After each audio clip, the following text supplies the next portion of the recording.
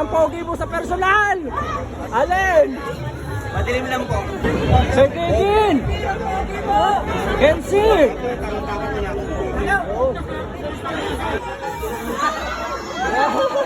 Manata mo.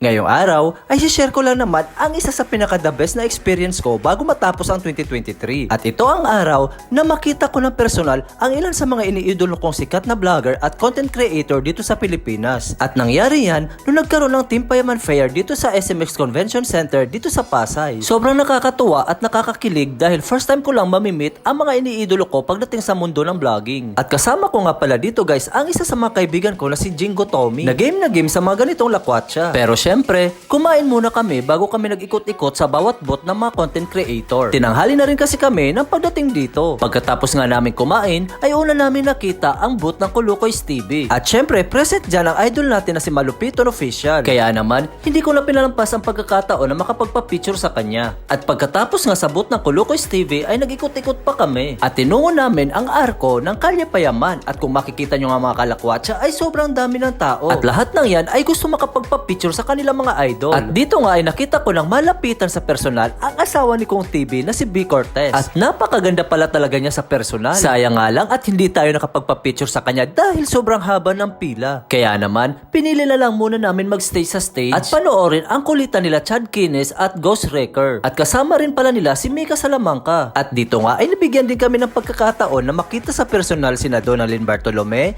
Jelay Andres at Zainab Harake. At puwera biro guys, sobrang ganda pala talaga nila sa personal. At pagkatapos nga nila mag-show ay naisipan muli namin ni Jingo Tommy na mag-ikot-ikot muli. At present din pala dito guys ang isa sa mga sikat na content creator na doktor na si Doc Alvin. Hindi ko na rin pinalagpas ang pagkakataon na makapagpa-picture. Sobrang pogi niya sa personal at napakabait pa. At muli namin pinuntahan ang Kalye Payaman at pupunta sana kami sa booth ng idol namin na si Kong TV para sana magpa-picture. Kaso ang haba pa rin ng pila. Kaya sa pagkakataong ito ay sawi na naman kami mga kalakwatsa. Kaya naisipan na lang namin na puntahan ang booth ng isa sa mga pinaka-idol namin, ang Kapinpin Brothers. At dito nga ay nakita namin sila ng malapitan.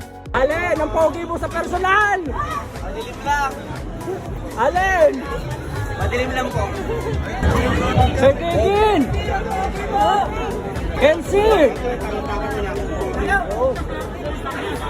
Kita nyo naman guys, sa sobrang saya ko dyan ay naging feeling close tuloy ako sa kanila. Hindi ko lang talaga mapigilan at maitago ang saya ko nung makita ko sila. Paano ba naman kasi, sa cellphone ko lang sila napapanood at sa mga vlog nila. Kaya sobrang na starstruck talaga ako nung makita ko sila sa personal. Sa sobrang sikat nga nila ay sobrang dinudumog din sila. Kaya pati tuloy sa pila ay nagkakaroon na rin ng problema. Kaya naman may panawagan ang ating idol. Huwag po natin nagawan yung pila yung iba kasi kanina pa po sila naghihintay.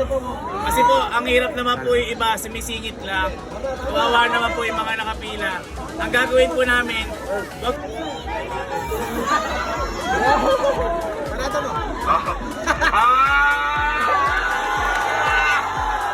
Nakakatuwa nga dahil kahit ganun ang sitwasyon ay nakuha pa rin niya magpatawa. Sobrang nakaka-good vibes ka talaga, Sir Gaben. At syempre, hindi ko na pinalagpas ang pagkakataong makapagpa-picture sa Kapinpin Brothers. Sobrang saya at sobrang solid talaga ang araw na ito. Salamat kay Lord na binigyan niya ako ng pagkakataon na makita sa personal ang mga iniidolo ko bago matapos ang taong 2023. So hanggang dito na lang mga kalakwatsa. Maraming salamat sa panunood. Love you!